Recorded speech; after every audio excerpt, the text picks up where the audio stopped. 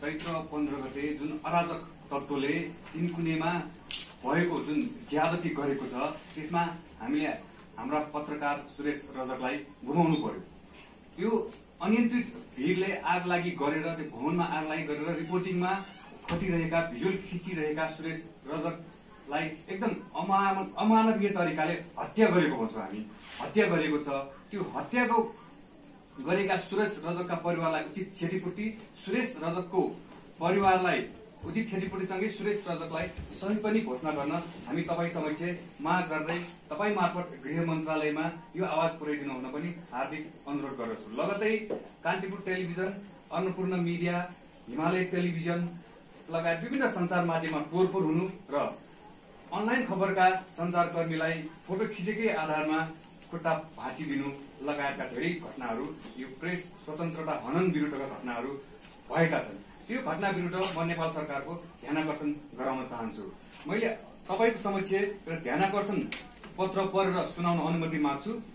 उपरोक्त विषयमा यही चैत्र 15 गते काठमाडौँको तिनकुनेमा भएको हिंसात्मक प्रदर्शनका क्रममा अराजक समूहले सञ्चार माध्यम र सञ्चारकर्मीलाई निशाना बनाएको सरकारलाई अवगत नै छ। घटना विवरणहरू यस प्रकार रहेका छन्।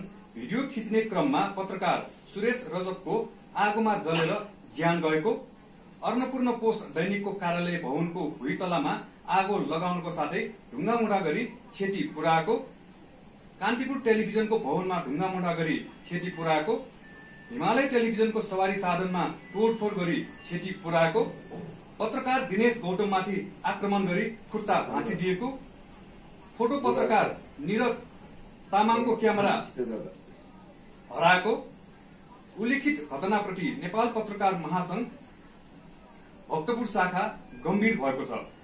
अत प्रमुख जिल्ला अधिकारी ज्यू मार्फत नेपाल सरकार समक्ष ज्यान गुमाएका पत्रकारको हत्याबारे गहिरो अनुसन्धान गरी हत्यामा संलग्न सबैलाई फौजदारी अभियोगमा कारवाही गर्न तथा उनको परिवारलाई क्षतिपूर्ति दिन, सञ्चार माध्यम र सञ्चारकर्मीमाथि आक्रमण गर्ने सबैलाई कानूनी कठघरामा ल्याउन तथा क्षति पुर्याएका सञ्चारगृह र सञ्चारकर्मीलाई यथोचित क्षतिपूर्तिका साथै घाइते पत्रकारको उपचारको प्रबन्ध मिलाउन महासंघ जोरदार माग गर्दछ।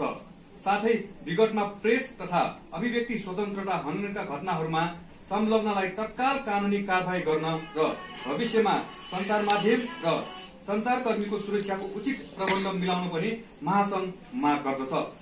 हाम्रो माग एक साताभित्र सम्बोधन हुने विश्वसनीय आधार निर्माण गर्न प्रमुख जिल्ला अधिकारी ज्यू मार्फत नेपाल सरकार समक्ष आग्रह गरिन्छ। अन्यथा महासंघ सरकार विरुद्ध देशव्यापी आन्दोलनमा उत्रन बाध्य हुनेतर्फ ध्यानाकर्षण गराइन्छ।